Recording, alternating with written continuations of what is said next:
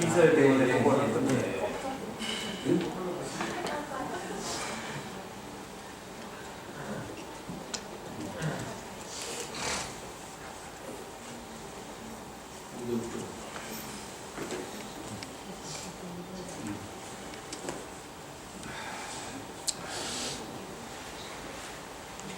여태까지는 이제 역사 형태로 말씀드렸는데,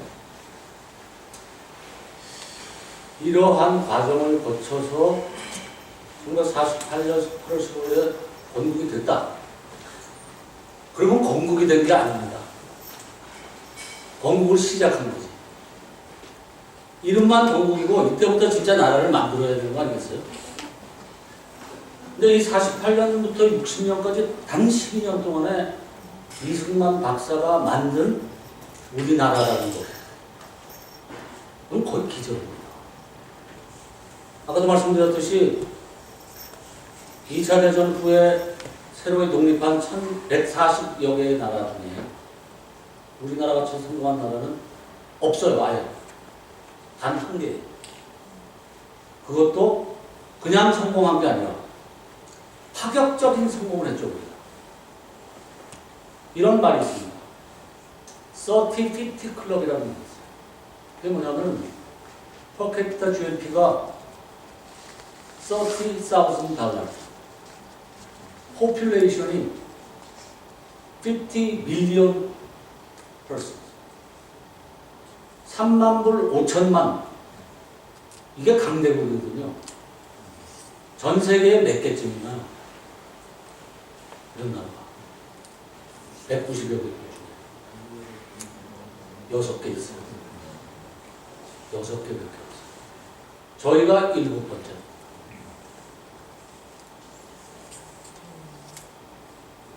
(10년) 전에 2050 클럽을 할 때 그때도 6개밖에 없었고 저희가 12년 전에 2050 클럽을 들어갔어요.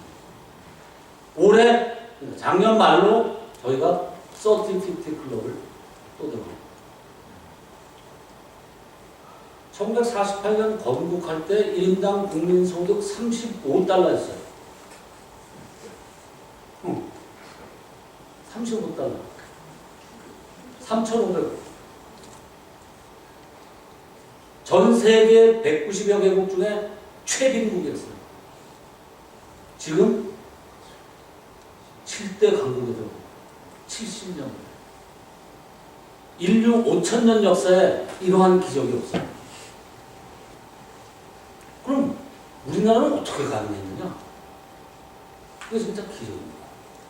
12년 전에 저희가 2050 클럽을 들어간 이후에 수많은 명문 세계적인 대학에서 경제 발전사를 연구하는 학자들이 그 원인을 다 연구를 해요. 공통적인 게 뭐냐면은 여러 가지를 꼽는 중에 맨 먼저 꼽는 게 시장경제 민주주의를 택한다.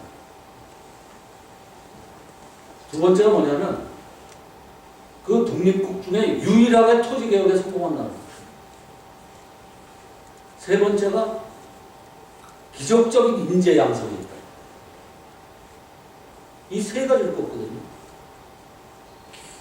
이승만 박사가 어떠한 지도자도 해내지 못할 이 건국을 한 겁니다.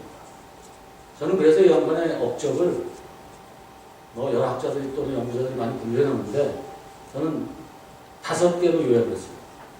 이것만은 누구도 따라갈 수 없는 업적. 첫째는 자유민주주의 정치제도의 도입이에요. 단순하게 우리는 먼저 하도 이거 가지고 자유민주주의 하는데 정치에 있어서의 자유민주주의라는 개념은 첫 번째가 참정권이에요. 투표권이에요. 자유민주주의의 가장 대표적인 형태가 선거 아닙니까? 지도자를 제가 뽑는 거. 그거를 얼마나 국민들에게 오픈해서 참정권을 주느냐. 이게 정치에 있어서의 자유도를 말합니다. 1948년 5월 10일에 시행했던 총선은 우리가 그냥 총선했구나로 하는데 그게 아니고 사회에서 얼마나 많은 논란이 있었는지 몰라요. 참정권을 어디까지 줘야 되냐 가지고. 첫째, 여자들도 참정권을 줘야 되냐, 여성 참정권을 줘야 되냐. 전 세계에 그렇게 여성 참정권이 없었어요. 영국, 미국 제외하고. 그것도 그냥 일방적인 여성 참정권이 아니에요. 제한이 있는 참정권이지. 선진국 스위스는 1971년에 처음 여성 참정권을 줍니다. 그와 같은 여성 참정권을 아무런 제약 없이 여성 전부에게 21세 이상에 준 그런 정치적 자유는 대한민국이 세계 최초예요. 그것만 그러나요? 신분제 그때 아직 다 세계에 남아 있었습니다. 상놈에게 어떻게 투표를, 내가 그놈들한테 어떻게 표받아서 선거되란 말이야. 양반 다 그랬거든요. 나 이때 완벽한 신분제 없이 투표했거든요. 미국도 학력 제한이 있었습니다. 리터러시 테스트라고 해가지고 영어를 읽고 말하지 못하면 참정권이 없었어요. 우리는 1948년에 문맹률이 80%였습니다. 문맹률이. 문자를 터득한 인구가 20%예요. 거기서 학력 제한 전혀 없이. 미국도 영국도 재산 제한이 있었습니다. 세금 내는 사람만이 투표권이 있었어요. 우리는 재산 유무 전혀 상관없이 완벽한 자유민주주의 참정권을 보장해줍니다. 그게 끊어졌죠. 아직 이 논란을 다 무릅쓰고 밀어젖혀서 하는 게 이승만 대통령. 이러한 정치적 완벽한 디그리의 정치적 자유는 이게 기본권의 보장이거든요. 이게 주권 국민을 탄생시키는 기본입니다. 35년간 미국에서 보면서 이승만은 투표권 없는 흑인이 얼마나 비참한지, 문맹자들이 얼마나 비참한지, 재산권 없는 빈민들이 얼마나 비참한 신분인지를 철저히 느꼈던 겁니다. 그들은 주권 국민이 아니에요. 투표권이 있으면 권력은 마음대로 무시해도 됩니다. 마음대로 짓밟아도 자기네들의 피해를 굳이 하나 담는 거죠. 부엌대기 시골에 얻고 있는 아줌마도, 밭에서 농사 짓는 할아버지도 투표권이 있으면 연장이든 군수든 시장이든 하려면 다 가서 편을 접탁해야 돼요. 그들은 짓밟을 수가 없어요. 이게 민주주의의 기본. 이걸 해낸 게 얼마나 위대한 일인지 사람들이 가르칩니다. 그로부터 우리나라 국민이 진짜 자유시민이 돼서 모든 이 정치적인 압제나 이런 거에 대항할 수 있는 힘이 비로소 투표권에서 가져집니다. 이걸 첫째로 해놨다는 거예요. 저는 이를 비교할 수 없는 훌륭한 업적이라고 생각합니다. 두 번째가 뭐냐면 이승만 대통령은 자유라는 거에 대해서 우리가 말하는 정치적 자유만을 자유라고 생각합니다. 이런 정치적 자유보다 더 중요한 것은 경제적 자유다. 먹고 사는 것에서 자유롭지 못하면 이거는 노예다. 이렇게 생각한 사람이 있습니다. 해방될 당시에 1948년에 전 인구 구성 중에 78%가 농민이었습니다. 농사 안 짓는 사람은 20%밖에 안 됐다.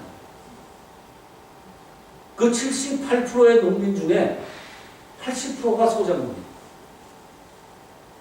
국민의 65%가 농노입니다.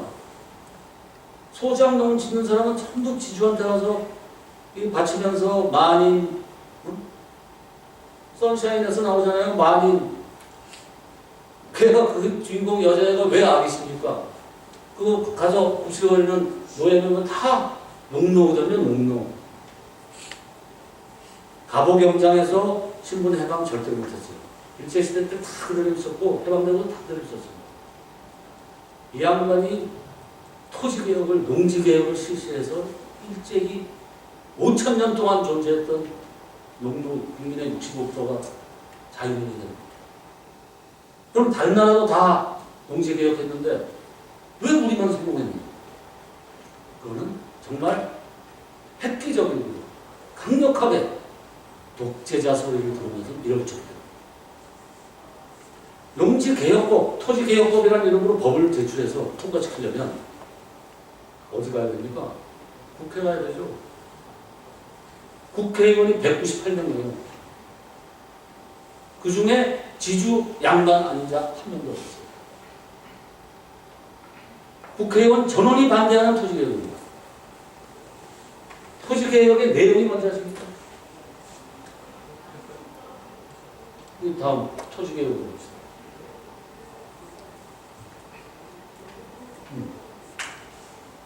중간에 우여곡절을 거쳐서 끝내 이승만이 밀어붙이는 토지개혁의 내용은 그때 소장료가 자기가 농사지을과 한해 소출의 50%를 지주한테 바쳤어요. 이 양반들은, 지주들은 자기 영토에서 생산한 모든 작물의 반을 그냥 가져가는 거야. 아무것도 안 하고 1년에 놀면서. 이게 얼마나 불합리합니까? 그런데 국회를 결국 통과시키는 안이 뭐냐면은 지금 소장농들이 지금과 똑같이 50%씩 소장료를 3년만 내면 그 땅이 소장인 것이 됩니다. 국회에서는 결국 6년 안을 정부에 이송해요. 그걸 이승만이 그 법을 반송하고 국회에 반송하고 3년 안으로 또 1년 투쟁해서 밀어붙입니다. 그러면 상황이 어떻겠어요? 모든 유산자, 지주, 양반, 국회의원 전원이 이승만에 반대하고 이승만의 편을 들 수 있는 사람은 유일한 농민이죠. 농민 중에서도 소장민. 이 양반이 이미 토지개혁을 하려고 1947년에 농민 조직을 만든 것입니다. 농총, 농민총연맹, 시도 조직을 다 만든 거죠. 시군구 조직을 다 만든 거죠. 농총 발기대회에 가서 자기가 연설을 일어나라. 너희가 일어나. 경제적으로 자유를 얻어야 된다. 그 국회하고 농총이 싸우고 난 대통령하고 농총하고 한편이 돼서 국회의원 전원하고 유산자 개혁으로 싸웁니다. 이때는 거의 내전 상태였어요. 그거 좀 줘봐요. 나는 이승만 대통령이 여러분